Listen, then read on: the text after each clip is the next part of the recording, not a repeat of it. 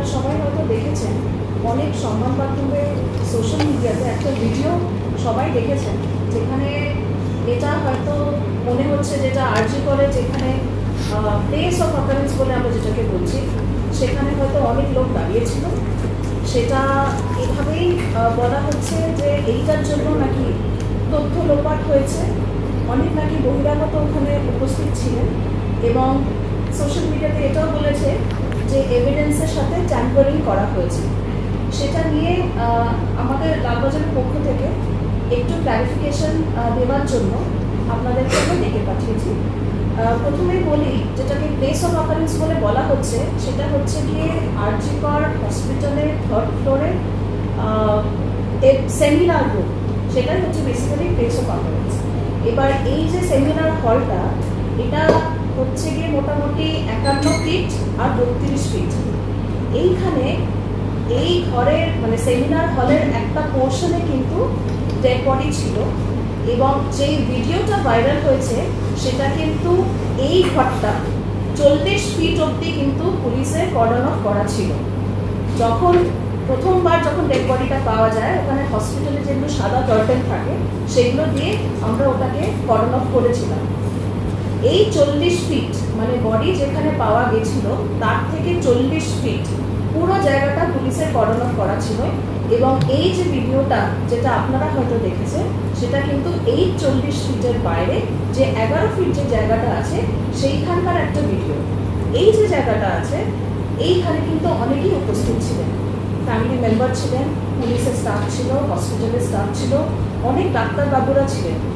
In fact যেখানে broad dead যখন declare করতে হয়, আপনারা জানেন যে হচ্ছে কি ইএমও যে থাকে ওনাদেরকে ব্রড ডেড ডিক্লেয়ার করার সময় এমার্জেন্সিতে উনি কিন্তু বসেন, কিন্তু এই ক্ষেত্রে কিন্তু ওনাকেও এমার্জেন্সি থেকে আমরা কিন্তু এই জায়গাটা যেটা 11 ফিটের যে জায়গাটা যেটা ভিডিও আপনারা দেখেছেন উনি কিন্তু এখানেই বসেছিলেন।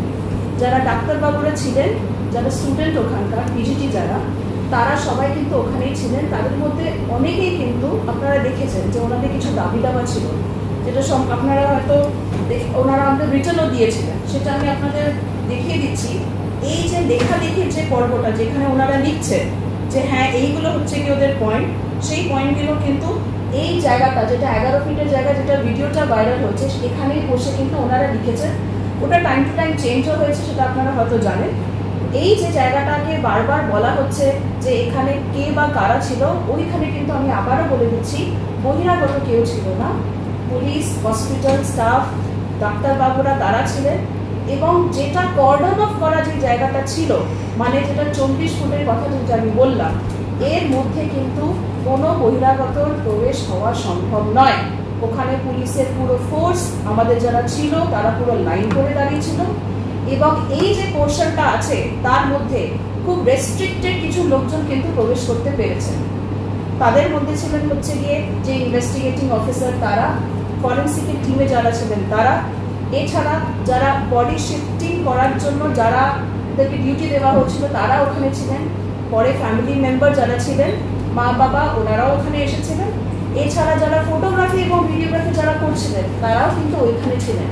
এছাড়া কারোর ওই কর্ডনের মধ্যে প্রবেশ কিন্তু হয়নি। এছাড়া আপনাদের একটু এটাও বলি যে যেখানে আর কি দাবি দাবা লেখা হয়েছে, যেখানে ডাক্তারবাবুরা লিখেছেন, তাছাড়া ওদের মধ্যে যত কথোপকথন হয়েছে টাইম টু টাইম যেটা চেঞ্জ হয়েছে, এই পুরো পোর্শনটাই কিন্তু এই 11 ফিটের মধ্যে হয়েছে। ওখানে একটা বসার ব্যবস্থাও ছিল, বিকজ ওখানে অনেকজন এসে কথা বলছিলেন এবং নিজেদের ডিমান্ড ওনারা জানাচ্ছিলেন। যেটা সেমিনার হলের বাইরের যে করিডোরটা, যেটা নার্সিং স্টেশন থেকে যেটা জায়গাটা আছে করিডোর, ওখানে কিন্তু অনেকেই ছিলেন, কিন্তু সেটা কোনোভাবেই তারা কিন্তু কখনোই ভিওতে ঢোকেননি, তারা বাইরেই ছিলেন। এবং সেমিনার হলে যেখানে বডি পাওয়া গেছিল তার থেকে 40 ফিটের মধ্যে বহিরাগত কেউ আসেননি। কর্ডনটা কটায় করা হয়েছিল? এইটা কর্ডন কটা, এটা তো আগেই আমরা আলাদা প্রেস ব্রিফে তো আমরা বলে দিয়েছি, এটা আমরা আলাদা করে এখন আর জানাচ্ছি। মা বাবা কটার সময় এসেছিল এবং রেস্ট্রিক্টেড যে লোক বলছেন তারা কারা ছিল? আইনজীবী ছিল? আমরা শুনেছি এটা অনেকেই বলছেন যে কোনো আইনজীবী ওখানে ছিলেন, আপনাদের এটা জানাই যে হসপিটাল অ্যাডমিনিস্ট্রেশনের পক্ষ থেকে ওখানে আইনজীবী রাখা ছিল।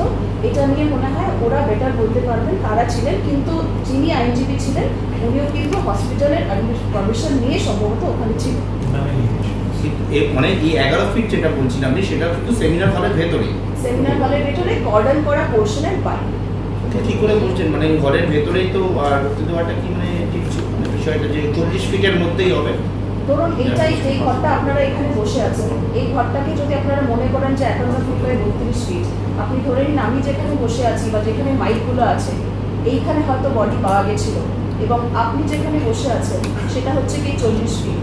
তার বাইরে যেখানে ক্যামেরাগুলো আছে সেখানে মা বাবা বসেছিলেন, হসপিটালের জুনিয়র ডাক্তাররা ছিলেন, যারা যারা বিভিন্ন নিজেদের ডিমান্ড পুলিশের কাছে জানিয়েছেন তাদেরকে একটা জায়গা ওখানে করে দেওয়া হয়েছিল। এটা কর্ডন করা পোর্শনের বাইরে। আপনার এবং আমার মধ্যে যদি ধরে নিই ওইটা কর্ডন আর এখানে ডেড বডি, এর মাঝখানে কিন্তু বহিরাগত কেউ কিন্তু প্রবেশ করতে পারেনি, আর তখন প্রবেশ করা সম্ভব নয়। কর্ডনটা কোথায় করা হয়েছিল কোনোরকমভাবে জানা সম্ভব? কর্ডন আর মা বাবা কখন আসে? এটা আমরা আপনাকে আলাদা করে জেনে জানিয়ে দেবো। যদি আপনি আগে প্রেস থেকে সম্ভবত মিস করে গেছেন, আমরা আলাদা করে বলে দেবো। ওখানে আইনজীবী কেন একটা প্রশ্ন উঠছে না, আইনজীবী কেন হাসপাতালের ওর থেকে দেওয়া আপনি বললেন? এটা মানে হাসপাতাল কর্তৃপক্ষ বেটার বলতে পারবেন যে ওনারা কেন আইনজীবী রেখেছেন। আর আপনারা যেখানে দাঁড়িয়েছিলেন এই 40 ফুটের ব্রেন ক্রস কি একই ছিল? আমরা দাঁড়িয়ে তো দেখি মানে যেখানে মবটা গ্যাদার হয়েছে বলা হচ্ছে, আপনার ওখানে পিও, আমরা এখানেই সব দাঁড়িয়ে আছে। তো is this the only way or there are some other ways? বাকি দরজাগুলো বন্ধ করা ছিল, there is no that means only this way was being একটাই চ্যানেল ছিল, ওই চ্যানেল দিয়ে ঢুকতে হবে। ওটা পুরোটাই আর কি আমাদের লোকজন দাঁড়িয়ে ছিল, ওটা কোনোভাবে